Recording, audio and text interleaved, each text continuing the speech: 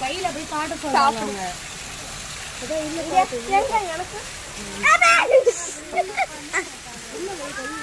எனக்கு பயமா இருக்குது.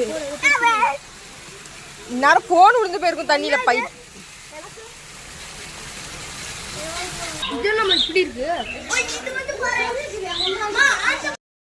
இங்க பாரு. இது என்ன கோழிமா? இது நெருப்பு கோழி.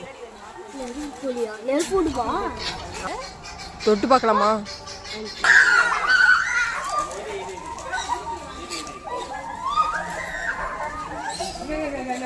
வா